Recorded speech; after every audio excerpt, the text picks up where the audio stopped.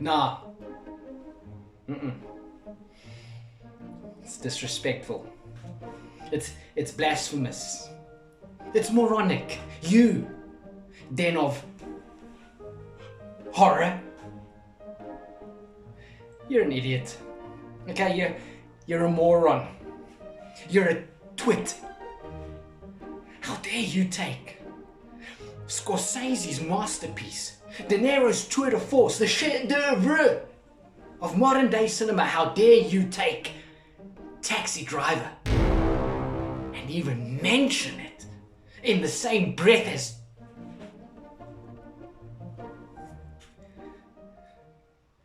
as horror.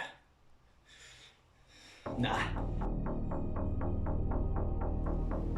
You're talking to me.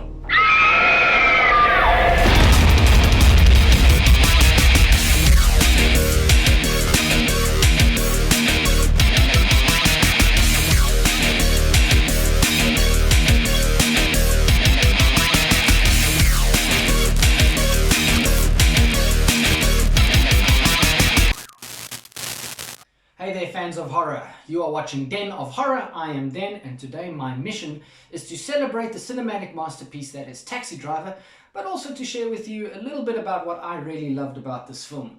The second part of my mission, however, is to try and convince you that Taxi Driver is not just one of the greatest movies of all time, but one of the greatest horror movies ever made. I'm going to warn you in advance that there are no spoilers, but there might just be one or two really bad Robert De Niro impersonations. I'm sorry, I just couldn't help myself. Now, getting into my first argument for why I believe Taxi Driver to be a horror movie, we need to understand what exactly Taxi Driver is all about. Now, remember, this film has been discussed and analyzed and studied for over 40 years by some real experts.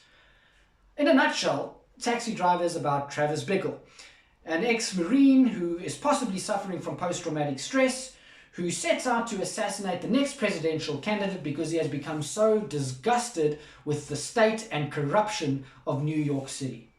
On one hand, that is what the film is about, but I believe that Taxi Driver is about so much more, and it's best summed up in one of the film's early sequences. All the animals come out at night. This is what Travis Bickle says as he drives his big yellow cab down the streets of New York City. Streets that he perceives to have become dark, dirty, depressing, and completely overcrowded with all the wrong, unsavory types. Someday a real rain will come and wash all the scum off the streets. Sorry about my bad performance, but I'm kind of getting into it. It's gravitas. Travis Bickle is not just a disturbed individual.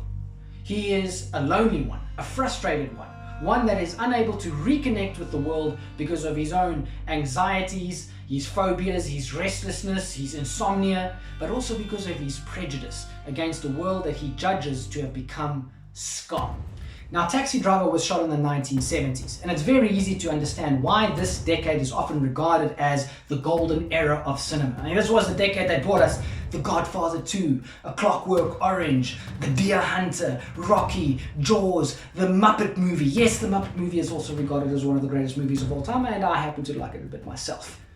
The 1970s is also a very significant decade for horror. Not just because of the Texas Chainsaw Massacre or The Exorcist or even Halloween, but also because of the continued popularity and success of one of the genre's most beloved subgenres, psychological horror. Now, I love psychological horror movies. These are some of my favorite movies come from this genre, and I could speak about psychological horror for hours and hours. Don't worry, I'm not now, but I'm going to speak about it in a little bit more depth in my next episode, so feel free to join me.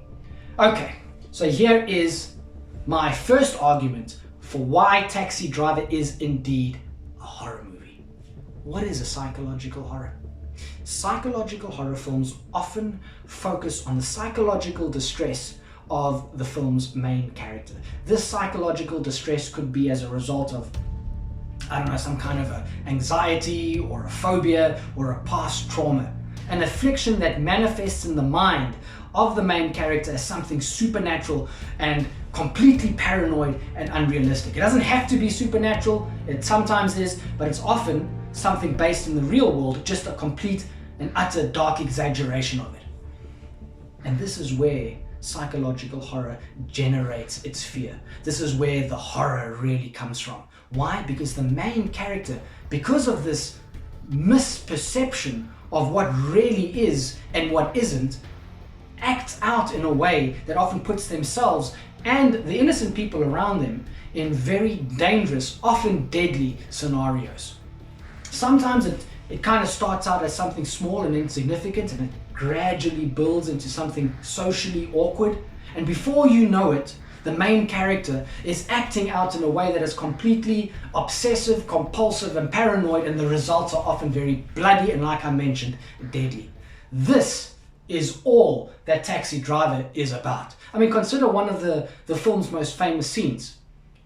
Travis Bickle takes his so-called angel, Betsy, this very pretty and innocent, a goody two-shoes type of girl, out on their first official date. He takes her to a movie. Now, does he take her to a romantic movie?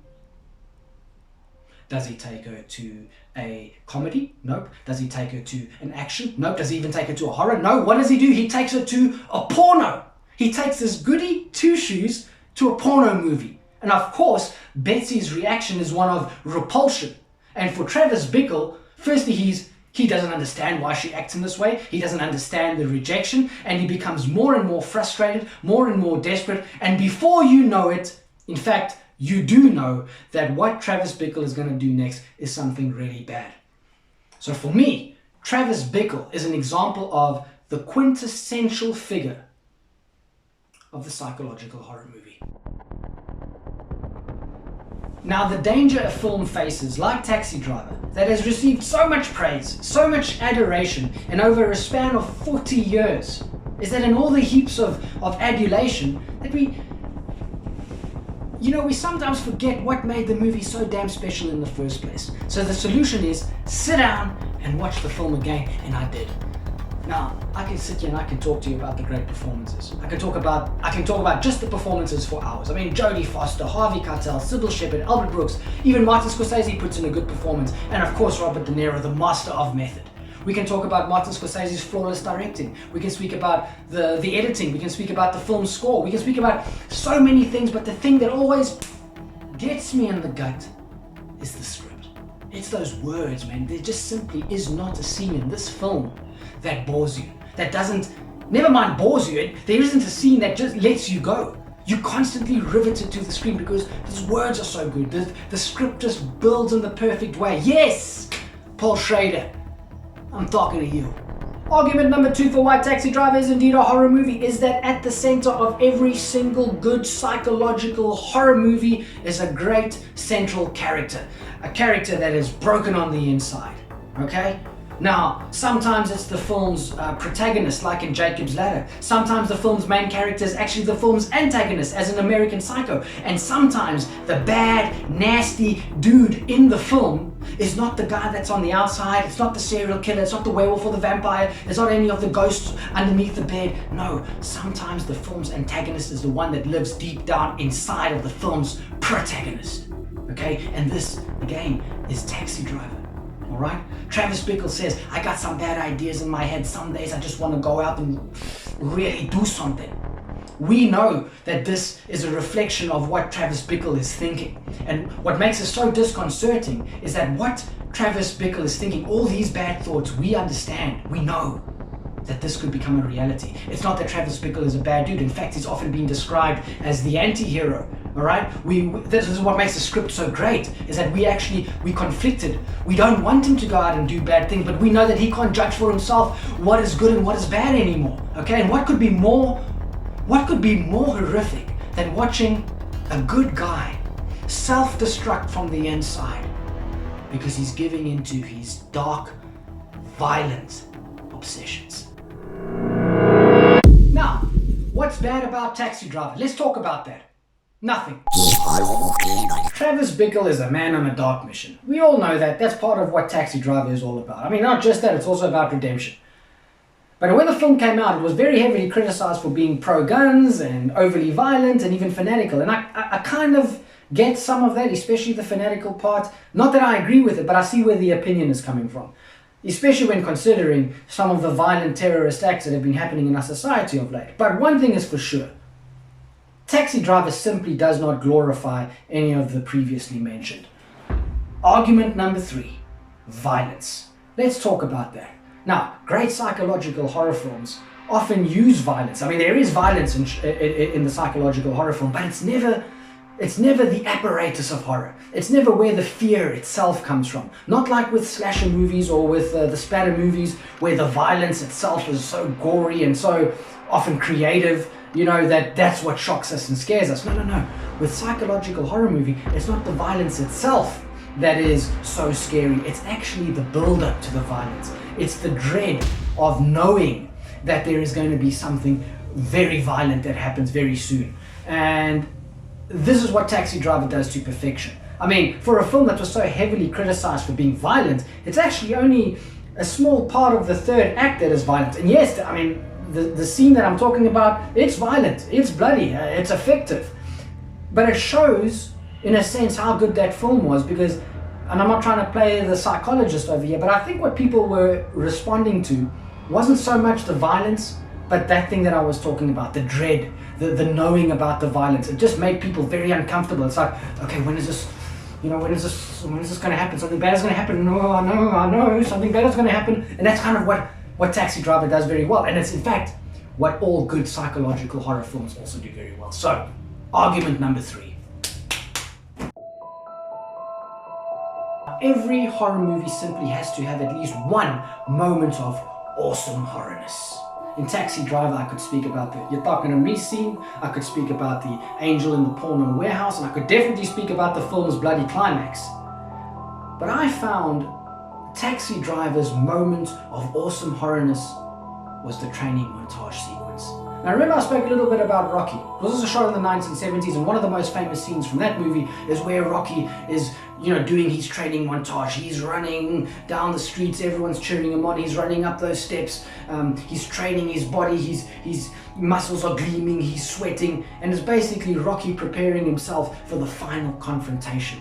Now in Taxi Driver, we seem to get a subversion of this scene. Now I'm not trying to imply that the one movie influenced the other, but I did find it quite interesting in terms of my reaction to the one scene as opposed to the other. In Rocky, we as the audience, we're cheering Rocky on, go Rocky, go Rocky, go Rocky.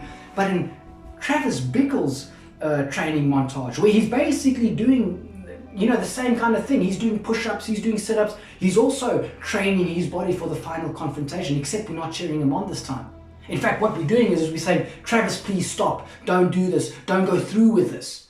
And I just found that very interesting, and to be honest, I found it very uncomfortable to watch, and it was, for me at least, it's Taxi Driver's moment of awesome horrorness. Now, the very same elements that a psychological horror movie needs to get right are the exact same elements present in Taxi Driver. You have a troubled central character caught in a vicious circle of inner turmoil. You have violence that is not scary just because of its frequency or because of the amount of blood buckets that get spilled, but rather because it is shocking and gets under your skin. You also have this nightmarish play between tension and atmosphere and dread, something that Taxi Driver gets right perfectly. But consider this, argument number 4, and probably the most significant aspect. Psychological horror movies, in fact, horror movies, when they are really good, they reflect the darkness in the world around us as well as within us. Here you have Travis Bickle, a conflicted loner who wants to lash out against a world that he now deems to be unworthy and unclean because of his self-loathing, his anxieties, and his prejudice. I mean, come on. I mean, isn't this disturbingly reminiscent of the world that we see around us today? A good horror movie is not just there to scare you, it's there to serve as a motion picture metaphor for the ugliness in the real world. And boy, if there was ever a motion picture metaphor for the ugliness in the real world, it's Taxi Driver. Okay, that's it from me. I don't know if I have convinced you that Taxi Driver is indeed a horror movie. Well, if I have, great. If I haven't, it's not really that important in the end, is it? I mean, what I hope that I've done is inspired you to go and watch this movie or revisit it and watch it regardless of how anyone wants to define it. At the end, it is just a movie, and it's a great movie at that. I'm going to be talking about a lot of horror. In fact, in the next episode, I am going to be delving down deep into the rabbit hole that is psychological horror. I'll be speaking about some of the big movies within the genre, some of the movies to come, as well as some of my personal favorite psychological horror films. If there's anything else that you guys would like me to look at as far as horror goes, anything that you'd like to discuss, drop it in the comments. If you like the content, please hit that subscribe button. I'd really appreciate it. Now, I'll see all of you guys next time. Be safe, be healthy, and most of all, be happy. Yeah, you didn't convince me of